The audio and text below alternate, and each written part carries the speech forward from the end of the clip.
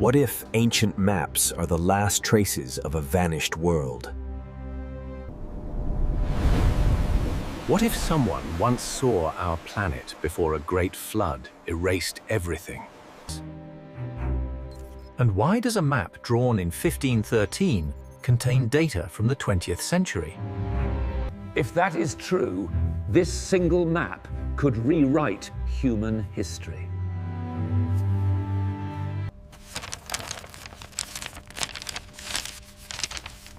A map that should exist. Its lines are too precise, too advanced for the time it was created. If these details are real, then who mapped the world before us? To find out, we began with the impossible map of Piri Reis. The Piri Reis Map was rediscovered in 1929 inside Topkapi Palace, Istanbul. Scholars expected a crude 16th century chart, nothing more than a historical curiosity. Instead, they found a world map with shocking levels of geographic accuracy. South America appears with coastlines matching modern radar and satellite maps. In 1513, no explorer had fully sailed or measured those coasts with precision. Yet here, the continent curves almost exactly as we know it today.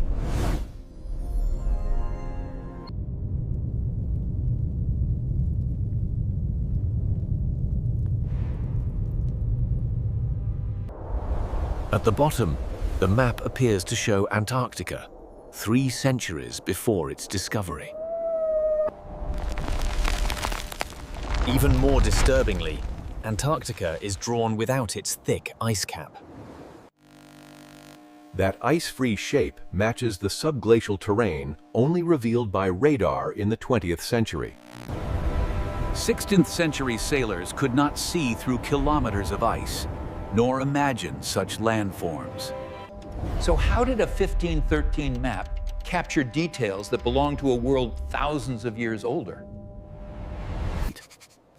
Piri Reis himself claimed he merely copied from older world charts now lost. If he copied, then the real mystery is, who drew the originals he relied on? And how old were those unknown master maps compared to the history we think we know? Piri Reis was not alone. Other maps quietly defy the limits of their time as well. In 1531, Oronteus Phineas drew Antarctica with rivers, bays, and mountain ranges. His Antarctica looks less like a guess and more like a surveyed coastline. Yet no explorer in his era had ever seen that frozen continent. The Zeno map of 1380 portrays large islands in the North Atlantic. Many of those islands do not exist today, but match submerged seafloor features. Old charts of the Sahara depict vast rivers where only sand stretches now. Modern satellite and radar imaging confirm buried river channels beneath the dunes. These maps do not match the world we see now. They match an older Earth. Coastlines extend further out. River systems run in different directions. Islands stand where ocean now lies.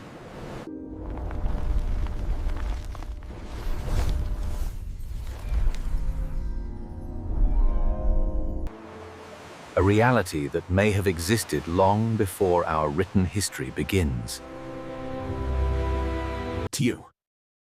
Geology confirms that Earth's surface has changed dramatically since the last ice age.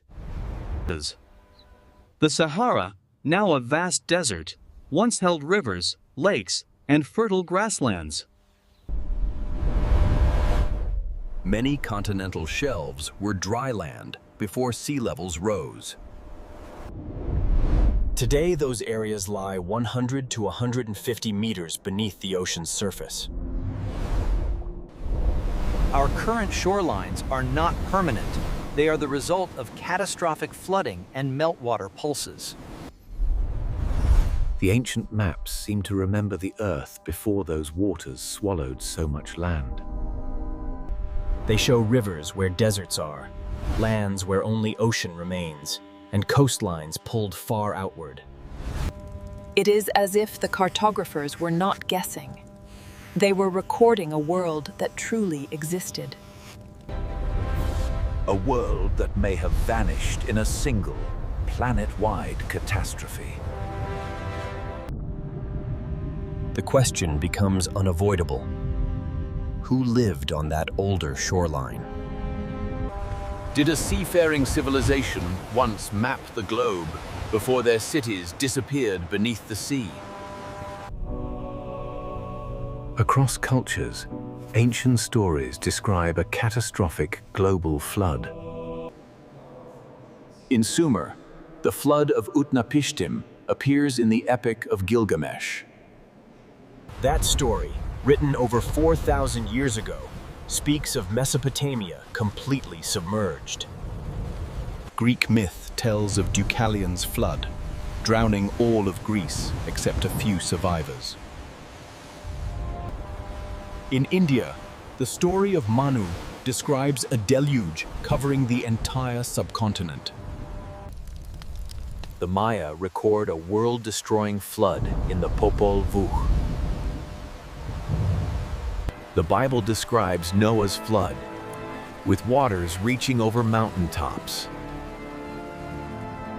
Anatolian legends in Turkey speak of coastal lands swallowed by the Black Sea. Different places, different languages, but the same type of disaster. A sudden, world-changing flood. Geology agrees that something massive happened about 11,600 years ago. At the end of the Younger Dryas, ice melted rapidly and sea levels rose 40 to 60 meters. Vast coastal regions were swallowed in a geologic instant, erasing entire landscapes. Plato's account of Atlantis sinking beneath the sea is set in this same rough period.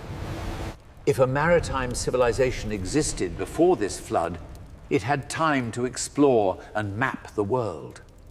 It could have sailed far, charted coasts, recorded ice-free lands, and stored knowledge in detailed charts. When the waters came, cities vanished, but some maps, or copies of them, may have survived. That would explain why later cartographers like Piri Reis could access impossible geographic information. The more these strange maps are studied, the more impossible details emerge. The more we analyze them, the more they exceed known ancient capabilities. These maps contain elements far beyond the geographic knowledge of any recorded civilization. Antarctica without ice.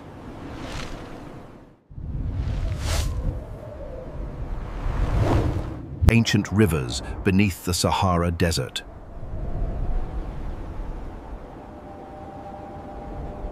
Islands once drawn in the North Atlantic, now matching underwater seamounts.